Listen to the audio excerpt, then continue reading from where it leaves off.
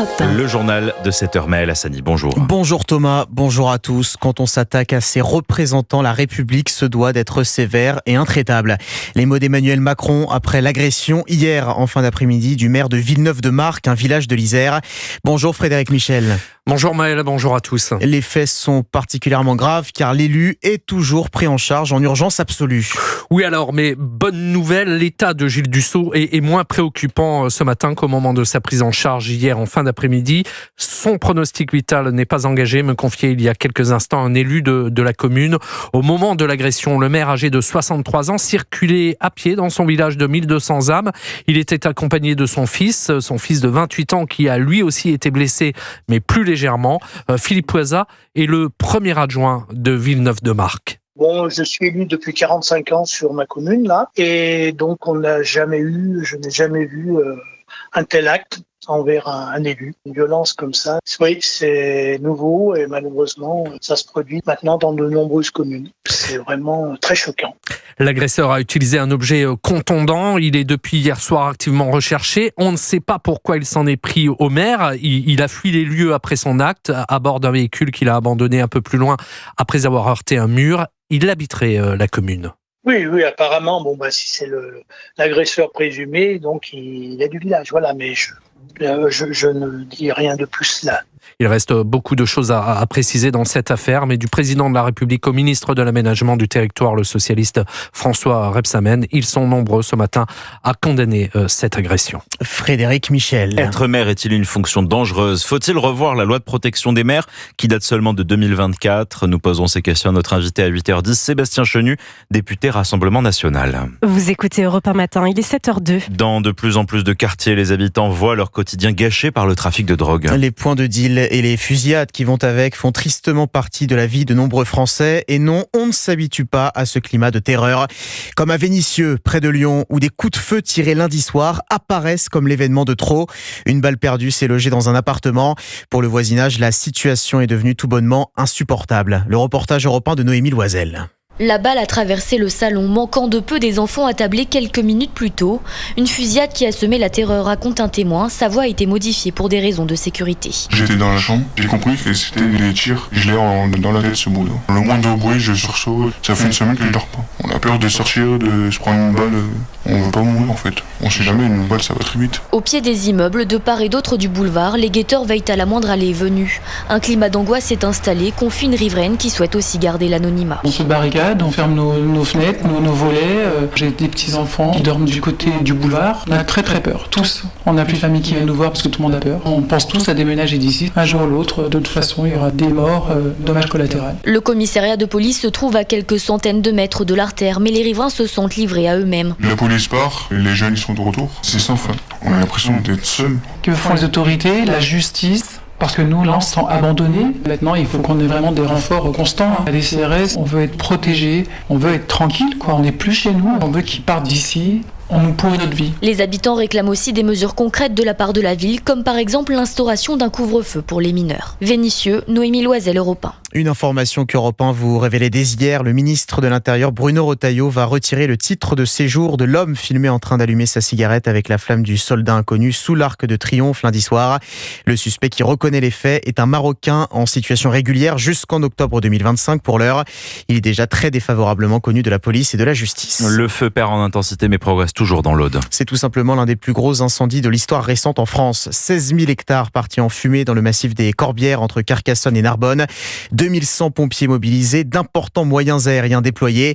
Arrivé sur place hier, le Premier ministre François Bayrou promet une lutte totale contre les flammes. La catastrophe est une catastrophe d'ampleur inédite. Des centaines et milliers de personnes se sentent atteintes dans ce qu'elles ont de plus précieux, leurs biens, leurs maisons, leurs vignes. On a mobilisé tous les moyens nécessaires et ils sont mobilisables à l'instant partout ailleurs. Et nous pouvons faire appel aux moyens européens. Le Premier ministre François Bayrou à son arrivée dans le massif des Corbières hier. L'incendie est donc toujours actif malgré le travail acharné des pompiers pour la deuxième nuit consécutive.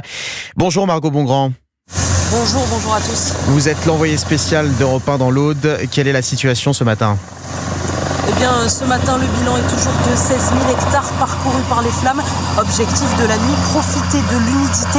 Les centaines de pompiers mobilisés ces dernières heures ont mené des actions sur les 90 km de lisière afin de stabiliser le feu, explique le colonel Christophe Mani du SDIS de l'Aude. On va pouvoir mieux travailler pour traiter ces lisières parce qu'on est moins exposé au rayonnement, tenter de fixer le feu.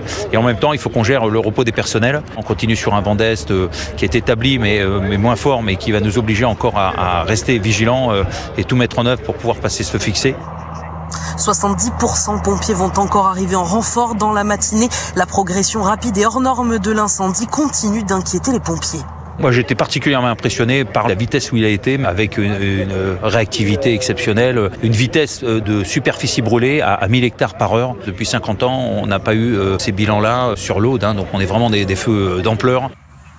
Les habitants de Saint-Laurent de la Cabrerie se viennent de passer une nuit plus calme que la précédente, mais des fumerolles sont toujours présentes par endroits et l'odeur de calciné prend encore au nez ici. Margot Bongrand, envoyée spéciale d'Europe 1 dans l'Aude. On entend évidemment ces moyens aériens déployés dans des conditions assez extrêmes. C'est pour ça que la liaison était un petit peu compliquée. Merci beaucoup Margot.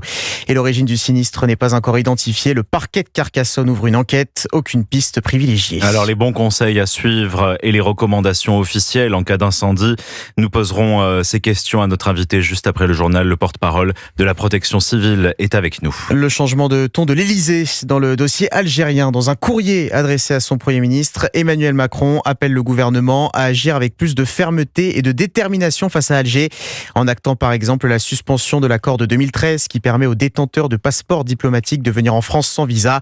Par ailleurs, le président de la République exhorte le ministre de l'Intérieur à agir, je cite, sans répit face à la délinquance des clandestins algériens. Donald Trump se dit prêt à rencontrer très bientôt Vladimir Poutine et Volodymyr Zelensky pour mettre fin à la guerre en Ukraine. Le président américain qualifie de très productive la visite de son émissaire spécial Steve Witkoff au Kremlin hier. Les négociations s'accélèrent à la veille de la fin de l'ultimatum lancé à Moscou par la Maison-Blanche pour acter un arrêt des combats sous peine de sanctions.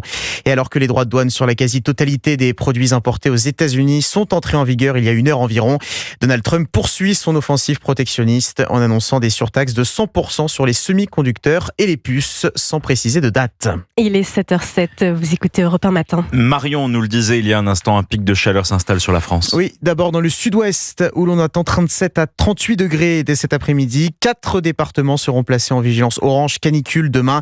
Les Hautes-Pyrénées, la Haute-Garonne, le Tarn-et-Garonne et le Rhône. Et dans les prochains jours, le mercure va grimper sur l'ensemble du territoire. Ça va aller crescendo, Antoine Bienvaux. Oui, si le thermomètre va déjà bien grimper, aujourd'hui, c'est ce week-end que les températures les plus élevées devraient être atteintes. Dimanche sera la journée la plus chaude de la semaine avec par exemple plus de 40 degrés à Toulouse, 37 à Bordeaux ou encore 33 à Rennes. Des températures particulièrement élevées, même pour un mois d'août, comme l'explique le météorologue Patrick Marlière. On sera bien largement au-dessus de ces normales de saison. Sur la moitié sud, on est plutôt entre 28 et 30 degrés dans les normales du mois d'août. Là, on va être à plus de 37, voire très localement dépasser les 38 à 40 degrés. Et ça va durer une très grande partie de la semaine prochaine, voire même au-delà. Seule la pointe bretonne et les régions du bord de la Manche devraient échapper à ces fortes chaleurs venues d'Espagne et du Portugal. À l'inverse, c'est dans le sud-ouest que le mercure devrait le plus grimper. Vigilance donc, notamment pour les feux de forêt, car de fortes rafales de vent sont aussi attendues dans le sud de la France à partir de dimanche. Si l'on ajoute un faible taux d'humidité, comme c'est le cas actuellement, toutes les conditions sont donc malheureusement réunies pour faciliter les départs d'incendie. Antoine Bienvaux, et au niveau mondial, le mois de juillet 2025 devient officiellement le 3e plus chaud jamais enregistré, annonce ce matin de l'Observatoire européen Copernicus. Et puis c'est mal parti pour l'OGC Nice, sur la route de la Ligue des champions de football. Défaite des Aiglons hier soir à domicile face au Benfica, 2-0 au match aller du 3e tour préliminaire de la compétition. Match retour prévu mardi prochain à Lisbonne. Merci Maël Hassani pour votre journal. 7h10, la météo.